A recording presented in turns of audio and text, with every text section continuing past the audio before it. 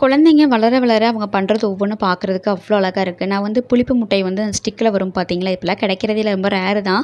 அன்றைக்கி வந்து வாங்கிட்டு போயிருந்தேன். ஈவினிங் வாயில் வச்சுட்டதும் பார்த்தீங்கன்னா, செம்ம எக்ஸ்பிரஷன், எங்க பார்க்குறக்கு ஒவ்வொன்றும் க்யூட்டாக இருந்துச்சு. அதுக்கப்புறம் தலையில் கிளிப்பு வேணும்னு சொல்லிட்டு அடம் பிடிச்சிட்டு இருந்தான். பட் நாளைக்கு நேரம் அந்த மண்டையில் முடியே இருக்காது. திருச்செந்தூரில் 3வது மொட்டை. ஸோ நல்லா கொஞ்சிட்டு எங்கள் வீட்டுக்கு வந்துட்டோங்க. வந்ததும் கீழே வந்து அக்கா குலாப் ஜாமுன் கொடுத்தாங்க, கீழ் வீட்டுக்கார அக்கா. திருப்பி அகைன் வந்துட்டு காலிங் பெல்லு. என்னன்னு பார்த்தா மஷ்ரூம் பிரியாணி பண்ணிக்கோன்னு சொல்லிட்டு அதை கொண்டு வந்து கொடுத்தாங்க. ஸோ நைட்டுக்கு டின்னர் வந்து பண்ணவே வேண்டியதில்லை போல் அப்படின்னு நினச்சேன். அப்போ சரி கொஞ்சமாக மட்டும் சேமியா கிளறிக்கலாம் அப்படின்னு சொல்லிட்டு சேமியா பண்ண ஸ்டார்ட் பண்ணிட்டேன். அதுக்கப்புறம் பார்த்தீங்கன்னா ஃபஸ்ட்டு பால் வந்து காய்ச்சிட்டேன், அக்கா வீட்டிலேருந்து கொண்டு வந்த பால். அதுக்கப்புறம் சேமியா தாளித்து விட்டுட்டு இருந்தேன். சேமியா செய்கிறப்ப என்ன ஒரு சின்ன டிப்னா, நல்லா குழஞ்சி பக்கம் உதிரி உதிரியாக வர்றதுக்கு நீங்கள் தண்ணி நல்லா கொதிக்கும் பார்த்தீங்களா, அந்த டைமில் வந்துட்டு அடுப்பை சிம்மில் வச்சுட்டு சேமியா வந்து உள்ளே கொட்டிக்கிட்டு லைட்டாக முதங்குற மாதிரி வச்சுட்டு அடுப்பை வந்து ஹை ஃப்ளேமில் வச்சு விட்ருங்க.